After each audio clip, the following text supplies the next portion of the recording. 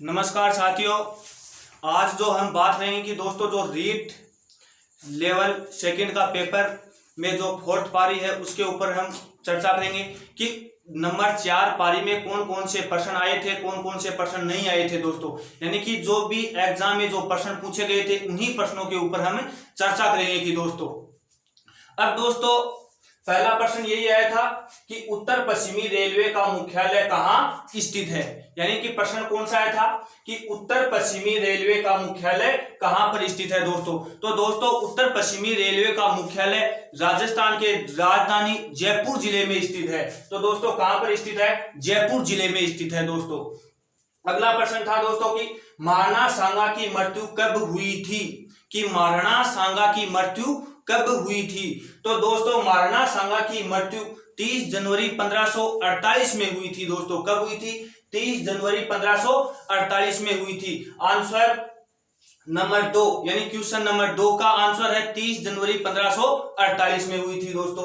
अब दोस्तों महाराणा सांगा की जो मृत्यु हुई थी ये कालपी मध्य प्रदेश में हुई थी दोस्तों। कहां पर हुई थी? कालपी मध्य प्रदेश में हुई थी दोस्तों। अब दोस्तों जो महाराणा सांगा का जो जन्म हुआ था ये 1482 ईस्वी में हुआ था। 1509 ईस्वी में इसका राज्याभिषेक करवाया गया था दोस्तों। और 30 जनवरी 1548 में कालपी मध्य प्रदेश में महाराणा सांगा के जो सहयोगी थे उनके द्वारा इन्हें जहर दे दिया गया था दोस्तों। तो इसके कारण इसकी मृत्यु हो गई थी दोस्तों। अगला प्रश्न है दोस्तों कि विश्नोई संप्रदाय के प्रवर्तक कौन है। तो दोस्तों विश्नोई संप्रदाय के जो संस्थापक हैं वो जाम्बोजी है दोस्तों। कौन है? जाम्बोजी। यानी कि प्रश्न नंबर 3 के जो आंसर है ये है कि दोस्तों इस विश्नोई संप्रदाय के जो संस्थापक हैं ये जाम्बोजी है दोस्तों। अब विश्नोई में दोस्तों कि 20+9 यानी 29 नियमों का पालन किया जाता है दोस्तों। अब इस विश्नोई संप्रदाय की जो स्थापना राजस्थान के बीकानेर जिले में हुई थी दोस्तों। अगला प्रश्न है दोस्तों कि बिजोलिया किसान आंदोलन को व्यापक प्रचार देने वाला समाचार पत्र प्रताप के संपादक कौन है दोस्तों। यानी कि बिजोलिया किसान आंदोलन की जो हमें संपूर्ण जानकारी मिलती है ये प्रताप नामक समाचार पत्र में मिलती है दोस्तों। तो एग्जामिनर ने इस प्रताप नामक समाचार पत्र का जो संस्थापक है उसके बारे में पूछ लिया था दोस्तों। तो इस प्रताप का जो संपादक करने वाला व्यक्ति है ये है दोस्तों गणेश विद्यार्थी नामक एक विद्यार्थी है। यानी कि गणेश शंकर विद्यार्थी ये प्रताप समाचार पत्र के संपादक है। अब ये प्रताप नामक समाचार पत्र है ये कानपुर उत्तर प्रदेश से प्रकाशित होता था दोस्तों पहले। अगला प्रश्न है दोस्तों कि मत्स्य संघ की स्थापना कब हुई थी। यानी कि मत्स्य संघ की स्थापना कब हुई थी। तो दोस्तों इस मत्स्य संघ की स्थापना 18 मार्च 1948 को हुई थी। कि मत्स्य संघ की स्थापना 18 मार्च 1948 को हुई थी दोस्तों। अब दोस्तों इस मत्स्य संघ में राजस्थान की 4 रियासत थी दोस्तों। कितनी रियासत थी? 4 रियासत थी ABCD। अगला प्रश्न है दोस्तों कि 1919 में राजस्थान सेवा संघ की स्थापना कहां पर हुई थी। कि 1919 में राजस्थान सेवा संघ की स्थापना कहां पर हुई थी। तो दोस्तों राजस्थान सेवा संघ की स्थापना वर्धा महाराष्ट्र में हुई थी दोस्तों। कहां पर हुई थी? वर्धा महाराष्ट्र में हुई थी दोस्तों। अब इस राजस्थान सेवा संघ की स्थापना करने वाले जो व्यक्ति थे दोस्तों ये थे भारत के किसान आंदोलन के जनक कहे जाते हैं विजय सिंह पथिक और हरिभाई किंकर और एक राजनाथ थे आदि थे इसमें। अब दोस्तों 1919 में तो राजस्थान सेवा संघ की स्थापना वर्धा महाराष्ट्र में हुई है। अब इसके एक वर्ष बाद में यानी 1920 में राजस्थान के अजमेर जिले में इस राजस्थान सेवा संघ की स्थापना की गई थी दोस्तों अपने राजस्थान के संदर्भ में। अगला प्रश्न है दोस्तों कि पिछोला झील का निर्माण मेवाड़ के किस महाराणा के समय में हुआ था। तो दोस्तों इस पिछोला झील का निर्माण मेवाड़ के महाराणा लाखा के समय में इस पिछोला झील का निर्माण कराया गया था दोस्तों। अब इस पिछोला झील का निर्माण एक चीड़ी नामक बंजारे के द्वारा शुरू कराया जाता है दोस्तों।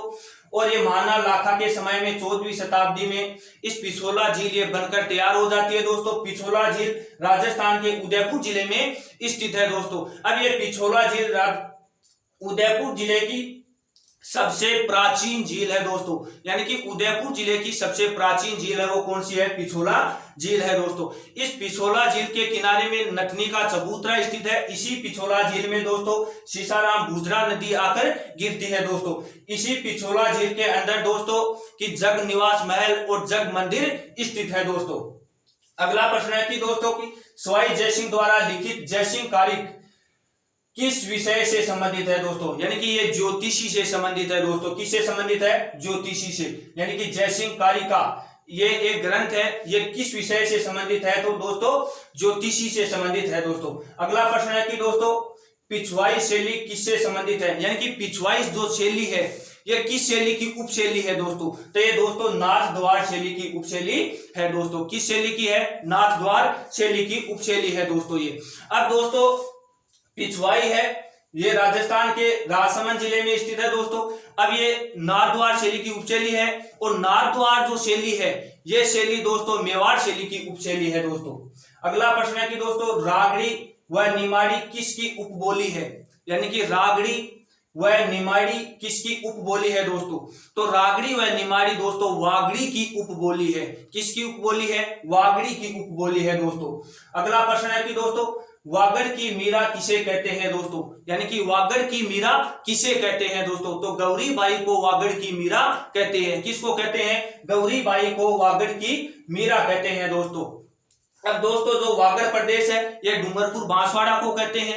यानी कि डूंगरपुर बांसवाड़ा को वागड़ प्रदेश कहते हैं दोस्तों। अगला प्रश्न है कि दोस्तों कौन सी पर्वतमाला प्रायद्वीपीय पठार के उत्तर पश्चिमी दिशा में स्थित है दोस्तों? यानी कि कौन सी पर्वतमाला प्रायद्वीपीय पठार के उत्तर पश्चिमी भाग में स्थित है? तो दोस्तों अपने राजस्थान में जो अरावली पर्वतमाला है ये प्रायद्वीपीय पठार के उत्तर पश्चिम में दोस्तों स्थित है दोस्तों। तो इस प्रश्न का जो आंसर होगा कि दोस्तों कि अरावली पर्वतमाला है। अब दोस्तों ये प्रायद्वीपीय पठार है, इसकी आकृति दोस्तों त्रिभुजाकार की है। भारत का ये सबसे प्राचीन पठार है। कौन सा? प्रायद्वीपीय पठार है दोस्तों। अगला प्रश्न है कि दोस्तों भारत के उच्चतम न्यायालय में परामर्श करने की राष्ट्रपति की शक्ति किस अनुच्छेद में होती है? तो दोस्तों कि जो राष्ट्रपति के द्वारा जो परामर्श करने की जो शक्ति है ये भारत के संविधान के किस आर्टिकल में है दोस्तों? तो ये दोस्तों 143 के आर्टिकल में है दोस्तों। यानी अनुच्छेद 143 में कि राष्ट्रपति के द्वारा जो परामर्श करने की शक्ति का प्रावधान का उल्लेख किया गया है दोस्तों। अगला प्रश्न है कि दोस्तों संविधान के किस भाग में शहरी व स्थानीय शासन का उल्लेख मिलता है दोस्तों? यानी कि भारत के जो संविधान है इसके किस भाग में शहरी व स्थानीय शासन का उल्लेख मिलता है दोस्तों? तो भाग 9 और क में इसका उल्लेख मिलता है दोस्तों। यानी कि भाग 9 व क में इसका उल्लेख मिलता है दोस्तों। अब दोस्तों जो स्थानीय स्वशासन है ये भारत के एक राजवंश था, यानी कि चोल वंश में ये प्रारंभ होता है दोस्तों। अब जो स्थानीय स्वशासन का जो जनक कहते हैं भारत में, तो दोस्तों ये भारत में लॉर्ड रिपन को स्थानीय स्वशासन का जनक कहते हैं दोस्तों। अगला प्रश्न है कि दोस्तों राष्ट्रीय बाल अधिकार संरक्षण आयोग में न्यूनतम सदस्य महिला कितनी होती है? यानी कि प्रश्न क्या पूछा है कि राष्ट्रीय बाल अधिकारी संरक्षण आयोग में न्यूनतम सदस्य महिलाएं कितनी होती है दोस्तों? तो दोस्तों 2 न्यूनतम महिलाएं सदस्य होती है। कितनी होती है? 2। अगला प्रश्न है दोस्तों कि संविधान के अनुच्छेद 74 के तहत राष्ट्रपति की किसकी सलाह से कार्य करता है?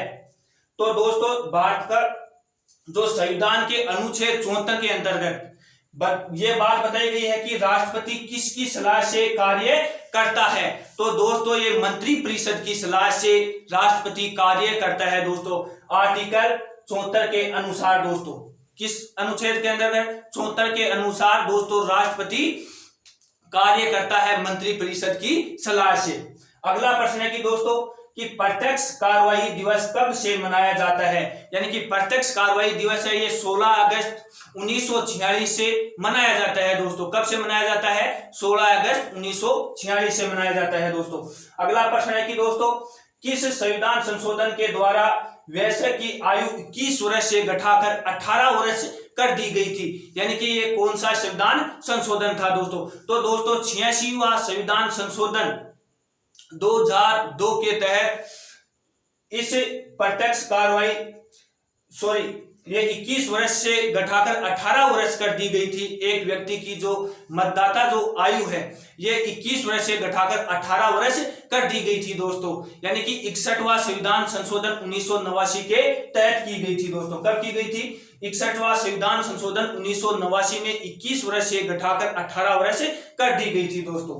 अगला प्रश्न है कि दोस्तों की भारत के संविधान की प्रस्तावना में विशेषता नहीं है। इस प्रकार से एक प्रश्न आया था कि भारत के संविधान की प्रस्तावना में विशेषता नहीं है दोस्तों। तो दोस्तों संघीय शासन है ये, भारत के संविधान में इसकी प्रस्तावना में इसका उल्लेख नहीं किया गया है दोस्तों।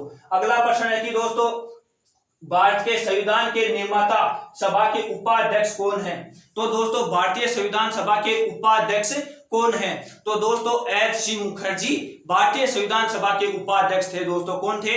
एच.सी. मुखर्जी थे। अगला प्रश्न है कि दोस्तों संपत्ति का अधिकार वर्तमान में किस अनुच्छेद में है? यानी कि जो संपत्ति का अधिकार है ये किस अनुच्छेद में आता है दोस्तों वर्तमान में? तो दोस्तों ये वर्तमान में 300 क में आता है दोस्तों। कौन सा? संपत्ति का मौलिक अधिकार। ये भारत के संविधान में जो मौलिक अधिकारों में ये प्रारंभ में जो हिस्सा था दोस्तों आर्टिकल 32 का हिस्सा था और दोस्तों 19 अनुच्छेद 19 नंबर 6 में स्थित था दोस्तों। कौन सा? संपत्ति का मौलिक अधिकार। दोस्तों इस संपत्ति के मौलिक अधिकार को 44वें संविधान संशोधन के द्वारा हटाया गया था दोस्तों। कौन सा संविधान संशोधन के द्वारा? 44वें संविधान संशोधन के द्वारा इसको हटाया गया था दोस्तों। अगला प्रश्न है कि दोस्तों 6 से 14 वर्ष के उम्र के बालकों को शिक्षा के अवसर में प्रदान किया गया। यानी कि जो 6 से 14 वर्ष के जो बालक है उन्हें निःशुल्क शिक्षा दी जाती है। ये किस संविधान संशोधन के द्वारा दिया गया था दोस्तों? तो दोस्तों 86वां संविधान संशोधन 2002 के द्वारा इसे दर्जा दिया गया था। यानी कि 6 से 14 वर्ष के बालकों को निःशुल्क शिक्षा प्रदान करना है। तो दोस्तों आर्टिकल 21A में इसका वर्णन किया गया है दोस्तों। अब दोस्तों की 14 वर्ष के कम आयु के बालकों को कारखानों या खदानों में इन्हें कार्य नहीं किए जा सकते दोस्तों। ये आर्टिकल 24 में इसका वर्णन किया गया है दोस्तों।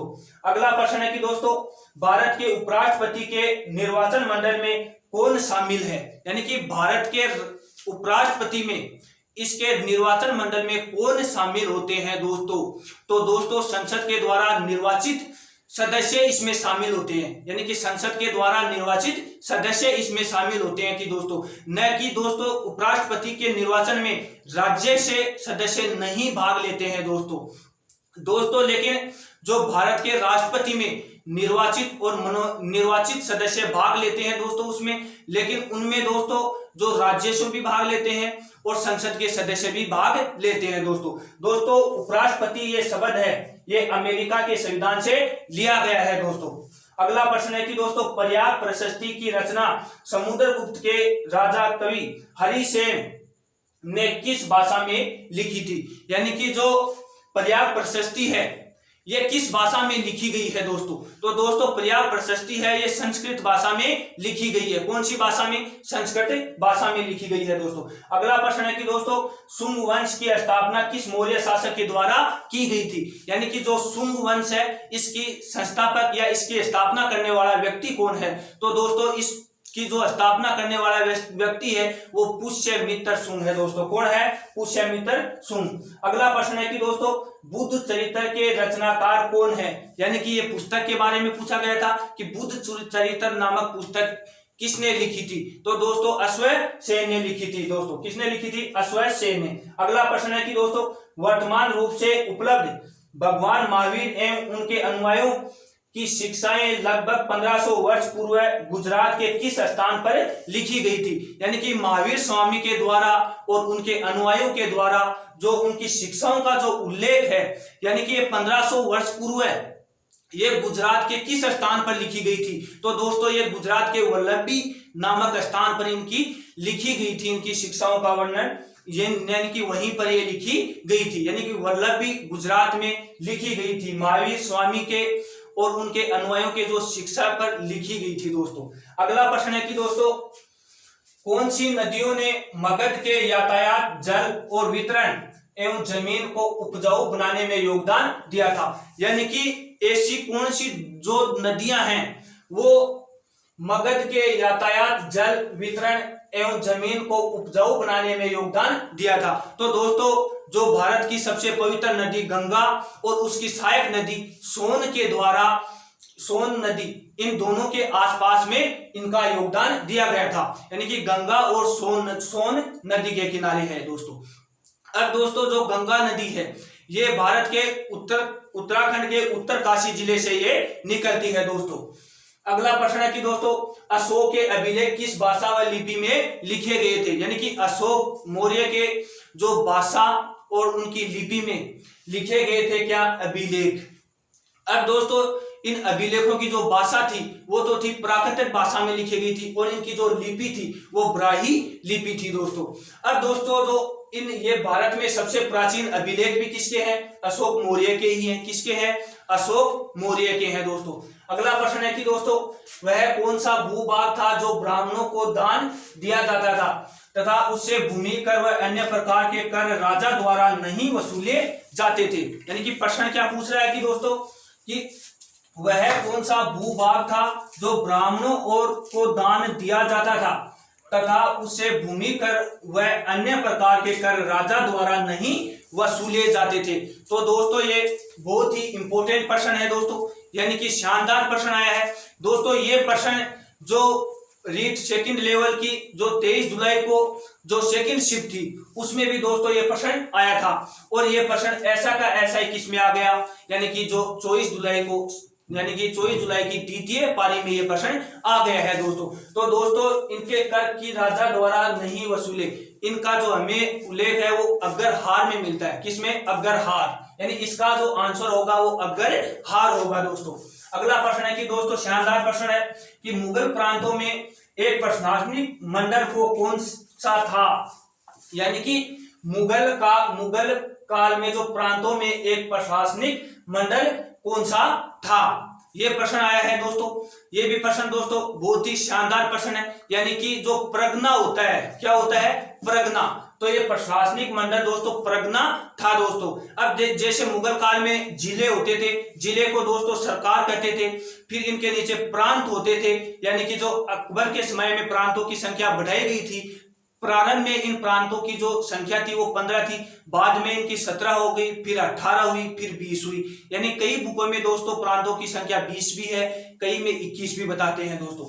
अगला प्रश्न है कि दोस्तों अलवर संतों का एक मुख्य काव्य संकलन जिसे तमिल वेद के रूप में जाना जाता है, यानी कि कौन सा प्रश्न है, अलवर संतों का एक मुख्य काव्य संकलन जिसे तमिल वेद के रूप में जाना जाता है दोस्तों। कौन सा है कि तमिल वेद के रूप में जाना जाता है दोस्तों। अगला प्रश्न है कि दोस्तों मुगल शासक जहांगीर की माता किस राजवंश की थी, यानी कि मुगल शासक जहांगीर की माता यानी कि अकबर की पत्नी किस राजवंश से संबंधित थी दोस्तों, तो ये दोस्तों कछवार राजवंश से संबंधित थी। किससे थी, कछवार राजवंश से। अब इन जहांगीर की जो माता का नाम था दोस्तों ये भारमली था। कौन था, भारमली इसकी माता का नाम था दोस्तों, भारमली नहीं था दोस्तों। अगला प्रश्न है कि दोस्तों ये फल एक दिन हमारे ही मुंह में आकर गिरेगा, क्या है कि ये फल एक दिन हमारे ही मुंह में आकर गिरेगा। यह कथन किस गवर्नर जनरल के द्वारा डलहौजी ने किस रियासत के बारे में कहा था, यानी कि ये कह रहा है कि ये फल एक दिन हमारे ही मुंह में आकर गिरेगा। 1851 में गवर्नर जनरल डलहौजी ने किस रियासत के बारे में कहा था दोस्तों, तो दोस्तों ये अवध रियासत के बारे में कहा था। किसने, डलहौजी ने। अवध रियासत है ये भारत के उत्तर प्रदेश राज्य में स्थित है दोस्तों। तो दोस्तों डलहौजी जब भारत के गवर्नर जनरल थे तब इन्होंने ये बात कही थी कि ये फल एक दिन हमारे ही मुंह में आकर गिरेगा। ये बात दोस्तों अवध रियासत के बारे में कही गई है दोस्तों। अब ये अवध रियासत है, ये उत्तर प्रदेश राज्य में स्थित है दोस्तों। अब दोस्तों जो डलहौजी भारत में रेलवे के जनक भी माने जाते हैं। इन्हीं के समय में दोस्तों रेलवे चली थी भारत में। 16 अप्रैल 1853 में मुंबई से ठाणे के मध्य लगभग 34 किलोमीटर तक चली थी दोस्तों। अगला प्रश्न है कि दोस्तों किस सातवाहन शासक ने स्वयं को अनुष्ठान ब्राह्मण एवं क्षत्रिय के ऊपर का हनन करने वाला बताया गया है दोस्तों, यानी कि सातवां शासक ने स्वयं को अनूठा ब्राह्मण एवं क्षत्रिय उपखनन करने वाला बताया गया है। तो दोस्तों गौतमी पुत्र सातकर्णी, इसका आंसर होगा गौतमी पुत्र सातकर्णी को बताया गया है दोस्तों। अगला प्रश्न है कि दोस्तों निम्न में से कौन सा अंतर्जनित बलों से संबंधित थे, यानी कि अंतर्जित जो बल होते हैं उनसे संबंधित एक प्रश्न आया था दोस्तों। उसका आंसर है दोस्तों ज्वालामुखी, भूसंकलन और भूकंप, यानी कि ज्वालामुखी, भूसंकलन और भूकंप आएगा दोस्तों। अगला प्रश्न है कि दोस्तों कौन सी पौने स्थानीय पौने 30 डिग्री दक्षिणी अक्षांश से 60 डिग्री दक्षिणी अक्षांश के मध्य प्रवाहित होती है, यानी कि प्रश्न क्या है कि दोस्तों बहुत ही शानदार प्रश्न है कि कौन सी पौने स्थानीय पौने 30 डिग्री दक्षिणी अक्षांश से 60 डिग्री दक्षिणी अक्षांश के मध्य प्रवाहित होती है। अब दोस्तों जो पछुआ पौने इसका आंसर है, आंसर क्या है पछुआए पौने। अब दोस्तों जो पछुआए पौने कौन कौन सी थी, यानी पछुआए पौनों के जो हिस्से थे वो कौन से थे, यानी 40 डिग्री दक्षिणी अक्षांश, 50 डिग्री दक्षिणी अक्षांश, 60 डिग्री दक्षिणी अक्षांश आदि पछुआ पौने हैं दोस्तों। तो इस प्रश्न का जो आंसर होगा वो होगा कि दोस्तों कि पछुआए पौने।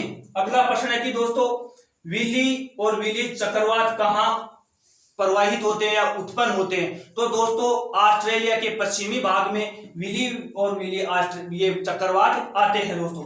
अगला प्रश्न है कि दोस्तों विश्व संबंधित हैं, यानी कि विश्व किससे संबंधित है, तो दोस्तों ये 21 मार्च और 23 सितंबर को होता है। कब होता है, 21 मार्च और 23 सितंबर को होता है दोस्तों। तो इसका आंसर 21 मार्च होगा दोस्तों। अब 21 मार्च को बसंत होता है, बसंत शरद होता है, और जो 23 सितंबर है इसमें शरदीय होता है दोस्तों। अगला प्रश्न है कि दोस्तों निम्न में से कौन सा आंतरिक ग्रहों का समूह है, इस प्रकार से भी प्रश्न आया था कि दोस्तों कि निम्न में से कौन से आंतरिक ग्रहों का समूह है दोस्तों। तो दोस्तों जो आंतरिक ग्रह होते हैं इनकी संख्या 4 है, और जो बाह्य ग्रह यानी कि पार्थिव ग्रह होते हैं उनकी संख्या भी दोस्तों 4 है। तो दोस्तों आंतरिक ग्रह हैं वो कौन कौन से हैं कि बुध है, शुक्र है, पृथ्वी है, मंगल, यानी कि बुध, शुक्र, पृथ्वी, मंगल ये 4 आंतरिक ग्रह हैं दोस्तों। और जो बाह्य ग्रह हैं यानी कि पार्थिव ग्रह हैं ये है कि दोस्तों बृहस्पति है, शनि है, अरुण है, वरुण है। जो वायुमंडल में दोस्तों ग्रह की संख्या 8 है। और ग्रह किसे कहते हैं कि दोस्तों, यानी कि जो ग्रह होते हैं दोस्तों जो कि यानी कि वायुमंडल जो सूर्य के चारों ओर चक्कर लगाते हैं उन्हें ही दोस्तों ग्रह कहते हैं, और जो ग्रह के चारों ओर चक्कर लगाते हैं उन्हें दोस्तों उपग्रह कहते हैं दोस्तों। अगला प्रश्न है कि दोस्तों कि निम्नलिखित में से क्रमशः अक्षांश व देशांतर के से संबंध में सही है, यानी कि इस प्रकार से एक प्रश्न आया था कि अक्षांश व देशांतर के से संबंधित एक प्रश्न आया था। इसका जो आंसर होगा कि दोस्तों कि 23 डिग्री उत्तरी अक्षांश और 66 डिग्री पूर्वी देशांतर होगा दोस्तों। क्यों होगा कि क्योंकि दोस्तों अक्षांशों की संख्या 360 है, 360 है। तो एक साइड में जो अक्षांश है वो 180 अक्षांशों की संख्या 180 है। तो 180 अक्षांशों में से दोस्तों एक साइड में उत्तर में अक्षांश होगी 90 और दक्षिण में अक्षांश होगी 90। तो दोस्तों 90 अक्षांश होगी, और जो देशांतर है दोस्तों उनकी संख्या दोस्तों 360 है। तो 180 पश्चिमी देशांतर होंगे और 180 पूर्वी देशांतर होंगे। तो इस प्रकार से ये प्रश्न पूछा गया था दोस्तों।